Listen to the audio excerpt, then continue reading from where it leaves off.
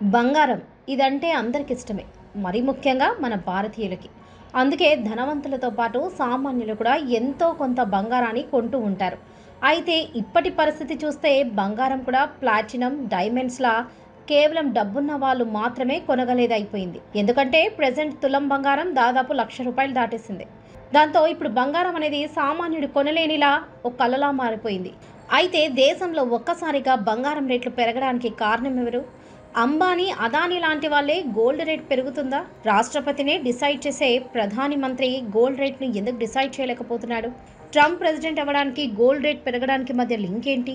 టన్నుల కొద్దీ బంగారాన్ని ప్రపంచ దేశాలు ఎందుకు కొంటున్నాయి? బంగారం విషయంలో ప్రపంచాన్నే ఊపేసేలా చైనా ఏం చేయబోతుంది? ఇండియాలో తులం బంగారం 25,000కే దొరుకుతుందా? అనేటువంటి బంగారం గురించి విషయాలను బంగారంలో చెప్తాను. ఎక్కడ స్కిప్ చేయకుండా చూడండి. సాధారణ మధ్యతరగతి ప్రజలు తమ బంగారు కోరికల్ని ఖచ్చితంగా కంట్రోల్ చేసుకోవాల్సిన టైం వచ్చేసింది. ఎందుకంటే బంగారం ధరలు సాధారణ ప్రజలకు అందనంత వేగంగా పెరిగిపోతున్నాయి. 2020 ఏప్రిల్లో ₹45,000 ఉన్న తులం బంగారం సరిగ్గా 5 సంవత్సరాల తర్వాత ఏకంగా ₹1,00,000 అయింది. అంటే 5 సంవత్సరాల్లోనే బంగారం ధర 110% వరకు పెరిగింది. 1964లో 24 క్యారెట్ల తులం బంగారం ధర ₹63. ఇక 1974లో 500, 1984లో 2000, 1994లో 4,600 నుండి 2024లో ₹5,850. ఇక 2014లో 28,000గా ఉంటే ఇక గత ఏడాది 2024 డిసెంబర్లో ఈ ధర 79,500కు చేరింది. ఇదే ఎక్కువ అనుకుంటే డిసెంబర్ నుంచి 2025 ఏప్రిల్ వరకు కేవలం 4 నెలల్లోనే మరో ₹20,000 పెరిగి ఏకంగా తులం బంగారం ₹1,00,000కు చేరుకుంది. ఇక ఇప్పటికే తులం ప్యూర్ గోల్డ్ విలువ 98,000 దాటిపోయింది. దాంతో మరికొద్ది రోజుల్లోనే బంగారం 1,00,000 దాటబోతుంది. అయితే ఇలా బంగారం రేట్ పెరగడానికి చాలా కారణాలున్నాయి. తరతరాలుగా బంగారం అనేది భారతీయ కుటుంబాల్లో ఒక భాగంగా మారిపోయింది. బంగారం అంటే ఆస్తి, బంగారం ఉంటేనే విలువ అనే భావన భారతీయుల్లో ఎక్కువగా ఉంది. ఇక పెళ్లిళ్ళు, ఇతర ఫ్యామిలీ ఫంక్షన్లలో బంగారం కొనడం ఆనవాయితీ అయిపోయింది. కాబట్టి ప్రపంచంలోనే అత్యధికంగా బంగారాన్ని కొనుగోలు చేసే దేశం మాత్రం ఇండియానే. మన దేశంలో కామన్ మ్యాన్ పాయింట్ ఆఫ్ వ్యూలో బంగారం కేవలం ఆభరణాలు తయారు చేయడానికి మాత్రమే వాడతారనుకుంటాం. కానీ బంగారం వెనుక చాలా పెద్ద కథ ఉంది. వరల్డ్ గోల్డ్ కౌన్సిల్ డేటా ప్రకారం China, Russia, Australia, Canada, America, Indonesia దేశాలే ప్రపంచంలో ఎక్కువగా బంగారాన్ని ఉత్పత్తి చేస్తున్నాయి.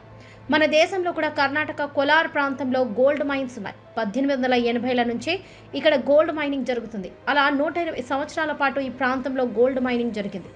అయితే 120 సంవత్సరాలలో కోలార్ బంగారం గనుల నుంచి కేవలం 800 టన్నుల బంగారాన్ని మాత్రమే వెలికి తీశాం.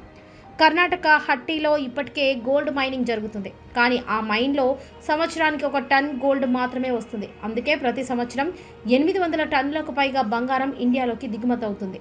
గోల్డ్కి వరల్డ్ వైడ్గా ఎకనామికల్గా చాలా ఇంపార్టెన్స్ ఉంది. ఇక్కడ బంగారాన్ని ఒక అంతర్జాతీయ వస్తువుగా భావిస్తారు. అందుకే ఈ బంగారం ధరల్ని కొందరు వ్యక్తుల్లో లేదా ఒక సంస్థను డిసైడ్ చేయదు. కానీ బంగారానికి ఈ స్థాయిలో ధరలు ఎందుకు పెరుగుతున్నాయనే ప్రశ్నకు సమాధానం బంగారం విలువ పూర్తిగా డిమాండ్ అండ్ సప్లై ఫార్ములా మీద ఆధారపడి ఉంటుంది.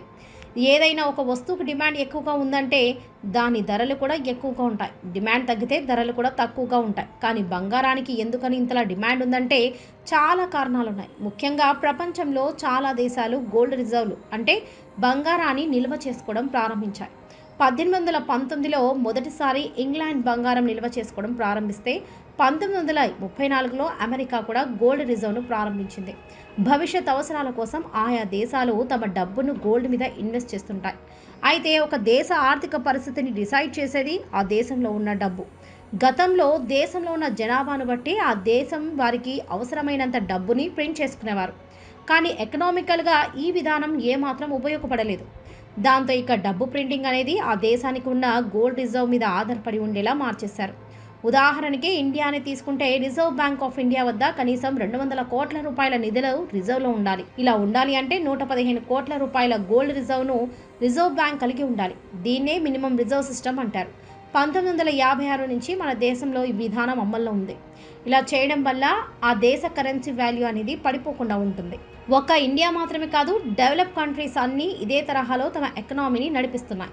కాబట్టి బంగారం కొనడానికి అతిపెద్ద కస్టమర్లు వివిధ దేశాల సెంట్రల్ బ్యాంకులే. బ్యాంకులు బంగారాన్ని కొనడం మొదలుపెట్టి చాలా కాలమైంది. కానీ ఈ మధ్య గత 4 నెలలుగా బంగారానికి డిమాండ్ పెరగడానికి చాలానే కారణాలున్నాయి. అందులో ఒకటి అమెరికన్ ప్రెసిడెంట్ డొనాల్డ్ ట్రంప్. 2025 జనవరి 20న డొనాల్డ్ ట్రంప్ ప్రమాణ స్వీకారం చేసిన రోజు బులియన్ మార్కెట్లో ఒక ఔన్స్ బంగారం ధర 2527 మాత్రమే. కానీ ట్రంప్ ప్రెసిడెంట్ అయిన 3 నెలల్లోనే ఈ ధర 3500కు పెరిగింది. అయితే ఇక్కడ బంగారానికి డాలర్కి ఒక ప్రత్యేకమైన రిలేషన్ ఉంది. అదేంటంటే డాలర్ వాల్యూ పెరిగితే గోల్డ్ ప్రైస్ తగ్గుతుంది, డాలర్ వాల్యూ తగ్గితే గోల్డ్ ప్రైస్ పెరుగుతుంది. దీన్నే ఇన్వర్స్లీ ప్రపోర్షనల్ రిలేషన్ అంటారు. డాలర్ వాల్యూకి గోల్డ్ ప్రైస్కి మధ్య ఈ ఇన్వర్స్ రిలేషన్ ఎందుకు ఉంటుందంటే ప్రపంచంలో ప్రతి దేశానికి ఫారెన్ ఎక్స్చేంజ్లు ఉంటాయి. ఈ ఫారెన్ ఎక్స్చేంజ్లు పూర్తిగా డాలర్ రూపంలోనే ఉంటాయి. ఎప్పుడైతే డాలర్ వాల్యూ పడిపోవడం మొదలవుతుందో ఆయా దేశాలని తమ డాలర్ల రిజర్వ్లను గోల్డ్ రిజర్వ్లుగా మార్చే ప్రయత్నం చేస్తాయి. సింపుల్గా చెప్పాలంటే డాలర్ వాల్యూ పడిపోతుంది కాబట్టి ఆయా దేశాలు తమ వద్ద ఉన్న డాలర్లతో గోల్డ్ కొంటారు. దాంతో గోల్డ్కి డిమాండ్ పెరుగుతుంది. అయితే జనవరి 2020న ట్రంప్ ప్రెసిడెంట్గా ప్రమాణ స్వీకారం చేసిన రోజు డాలర్ ఇండెక్స్లో డాలర్ వాల్యూ 109.35 వరకు ఉంది. కానీ ఏప్రిల్ 20వ తేదీన డాలర్ వాల్యూ 98.51గా పడిపోయింది. అంటే ఈ 3 నెలల్లో దాదాపు 10% డాలర్ వాల్యూ డౌన్ అయింది. ఇక ఈ మధ్య ట్రంప్ వదిలిపెట్టిన టారిఫ్ కూడా గోల్డ్ ప్రైస్ పెరిగేలా చేసింది. ఆయన చైనా లాంటి దేశం మీద 145% టారిఫ్ విధించాడు. దానికి కౌంటర్గా చైనా కూడా అమెరికా మీద 125% తారా విధించింది. ట్రంప్ ఇలా చైనా మీద మాత్రమే కాదు ప్రపంచవ్యాప్తంగా అనేక దేశాల మీద టారిఫ్లను ఇంక్రీజ్ చేశాడు. దాంతో అమెరికాలో ఇంపోర్టెడ్ వస్తువులు ధరలు పెరుగుతాయి.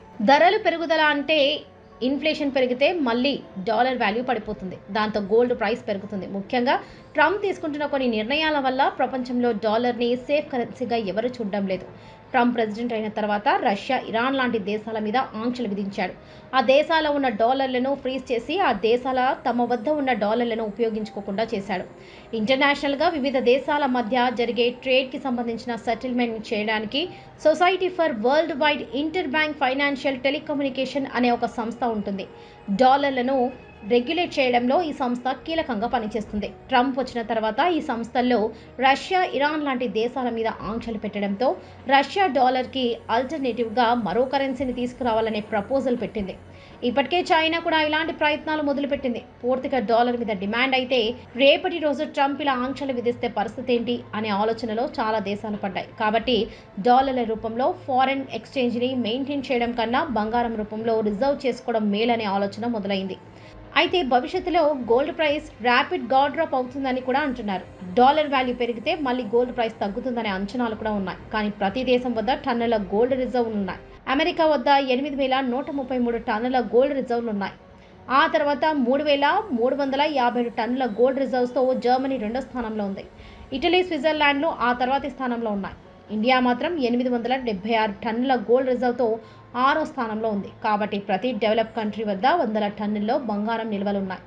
అయితే వీటితో పాటు చైనా కూడా బంగారాన్ని బాగానే కొంటుంది. చైనాకు సంబంధించిన పీపుల్స్ బ్యాంక్ ఆఫ్ చైనా గత 10 ఏళ్లలో సంవత్సరానికి 100 టన్నుల చొప్పున బంగారాన్ని కొన్నది. కానీ గత 2 సంవత్సరాలలో చైనా దాదాపు 400 టన్నుల బంగారాన్ని కొని మొత్తం 2,300 టన్నుల బంగారాన్ని తన బ్యాంక్లో దాచిపెట్టుకుంది. ఇక చైనాతో అమెరికా, ఇండియా లాంటి దేశాల శత్రుత్వం వల్ల గత 1 సంవత్సరమే చైనా వృద్ధి రేటు 5%గా పడిపోయింది. దాంతో చైనా ఇప్పుడు తన దగ్గర ఉన్న బంగారంతో ఆర్థిక మాంద్యాన్ని సృష్టించాలనుకుంటుంది. ఇదే గనుక జరిగితే ప్రపంచవ్యాప్తంగా గోల్డ్ రేట్స్ పడిపోతాయి. అలాగే మన ఇండియాలో కూడా తులం బంగారం 25,000కే వచ్చేస్తుంది. అయితే ఇలా ఒక్కసారిగా బంగారం పడిపోతే జనాలు బాగానే కొనుక్కుంటారు. కానీ దేశ ఆర్థిక వ్యవస్థలు చాలా దెబ్బతింటాయి. చూద్దాం మరి ఏం జరుగుతుందో. సో ఇది ఫ్రెండ్స్ బంగారం గురించి కొన్ని ఇంట్రెస్టింగ్ విషయాలు.